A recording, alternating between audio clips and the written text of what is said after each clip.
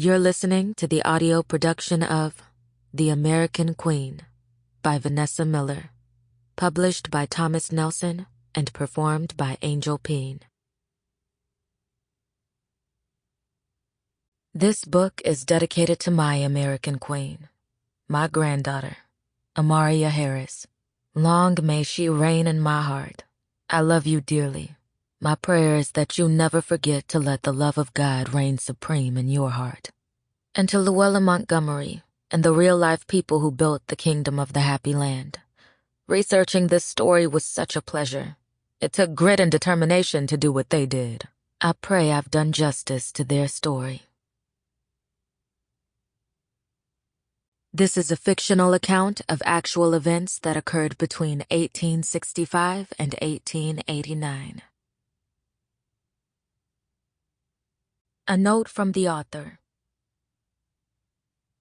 Dear reader, thank you so much for picking up The American Queen. I hope it speaks to your heart in the way it spoke to mine. The hardest part of writing this historical novel was the hours, days, and weeks I spent researching information about the people in the Happy Land and the time period. But one of the most difficult things to write in this novel was the N-word. I cringed when I had to reread the story during the editing process, because African Americans have been subjected to that word and other hurtful words that degrade for far too long. My editor and I debated about whether to use the hateful word at all. And believe me, if I were writing a contemporary novel, I wouldn't. Even though racism still runs rampant, we don't run into people who are willing to call Black people the N-word or other awful, debasing words to our face with no repercussions these days.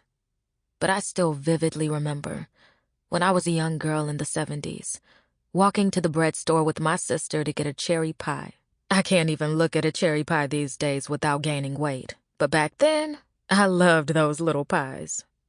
We had just crossed the street and were happily making our way to the Wonder Bread store when a pickup truck drove past us. A white guy in the back of the truck had a cup in his hand. He threw the contents of that cup on me and my sister, and then called us the N-word.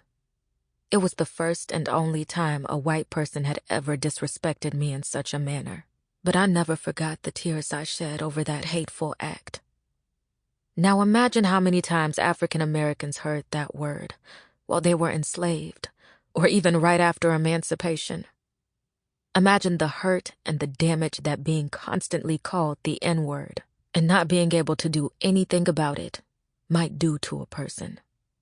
I use the word and other words such as Sample complete. Ready to continue?